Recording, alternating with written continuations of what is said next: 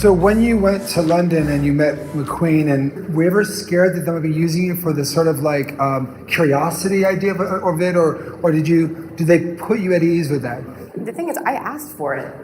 So Really? yeah, like I was on the cover of a design magazine called ID, not the fashion one, but International Design, and I was like the first human on the cover. This idea of perfection paired with the reality and the rawness of the dance and the amount of pain that they go through to get their bodies to be able to do the things that they're doing. The sounds that the dancing on stage makes is actually kind of ugly and grotesque. Like when you're that close to the ballet dancers, it's like the hard floor and their shoes hitting the ground and the scraping. It actually sounds kind of like a horror film. From where we were with the Roman Empire, where that is our entertainment, watching people get eaten by a lion and watching people fight to the death. And that was like, that was the entertainment, because it was like, that's the fun thing to do, because there wasn't a television to watch. So we progressed with technology and our phones, but morally have we progressed? And I think the artists have to take the lead.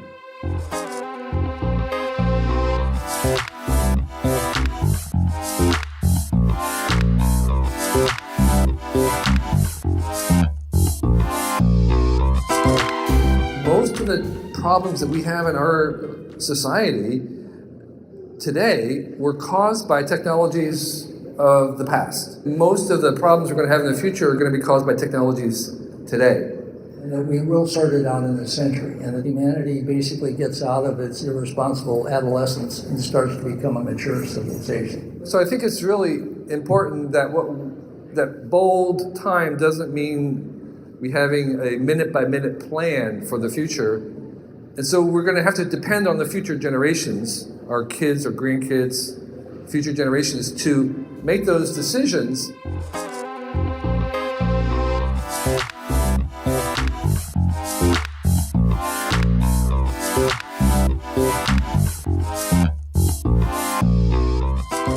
For me, most artistic process is driven by desire.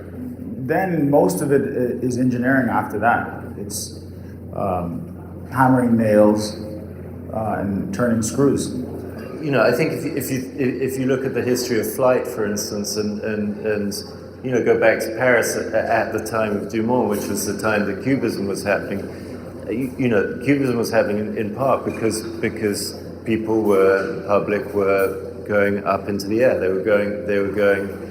Climbing the Eiffel Tower and seeing Paris from multiple perspectives, not just seeing it from the perspective of the streets. This burning desire to escape the island, to get off the island, and it became a kind of metaphor.